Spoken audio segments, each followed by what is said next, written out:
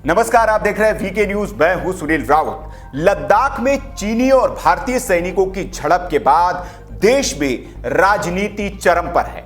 विपक्ष का एक धड़ा मोदी सरकार को इस मसले पर घेर रहा है और मनगढ़ंत आरोपों के साथ वे सरकार के बहाने सेना का भी मनोबल कम करने का काम कर रहे हैं।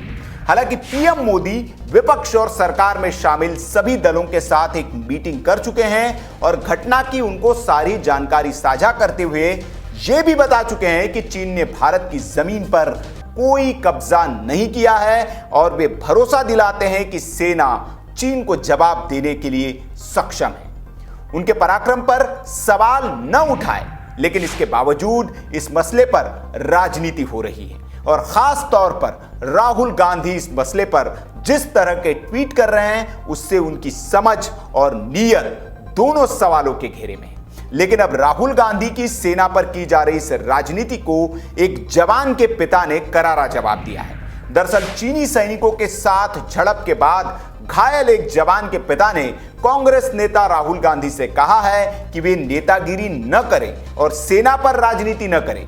जवान के पिता के इस बयान को गृह मंत्री अमित शाह ने भी अपने ट्विटर हैंडल पर शेयर करते हुए लिखा कि बहादुर जवान के पिता की बात राहुल गांधी के लिए साफ संदेश है कि भारतीय सेना मजबूत सेना है, चीन को हरा सकती है और भी देशों को हरा सकती है।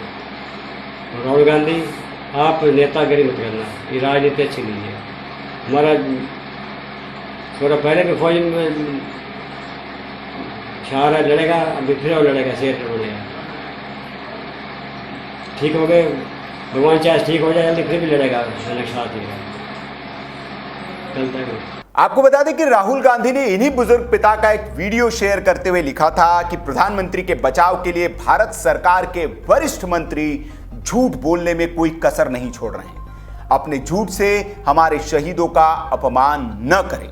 दरअसल इस वीडियो में ये पिता अपने घायल बेटे से फोन पर हुई बातचीत का हवाला दे रहे हैं और बता रहे हैं कि कैसे चीनी सैनिकों ने जो 2000 से ज्यादा की तादाद में थे, उन्होंने धोखे से हमला किया और भारतीय जवानों को घायल कर दिया। राहुल ने इसी बयान को आधार बनाकर पूरी सरकार पर सवाल खड़े कर दिए, लेकिन वो ये भूल गए कि सीमा पर सेना तैनात है और अगर आप सरकार पर सवाल खड़े करते हैं तो ये कहीं ना कहीं सेना के उस पराक्रम पर भी सवाल होते हैं जो अपनी जान की बाजी लगाकर सीमा पर चीन से मुकाबला कर रही है।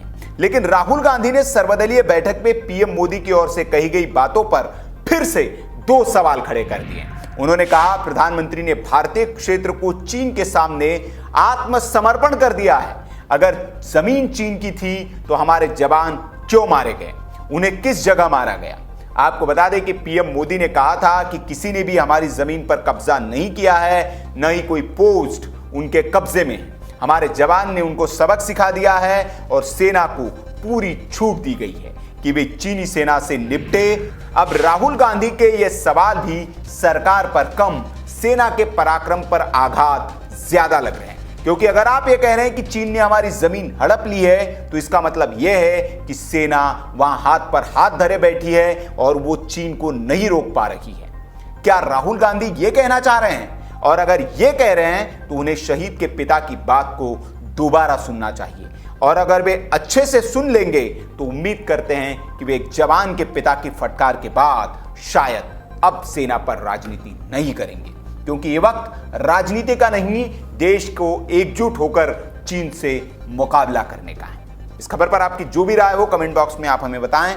वीडियो अच्छा लगा हो तो लाइक करें, शेयर करें और ऐसी खबरों के लिए आप देखते रहिए वीके न्यूज। नमस्कार।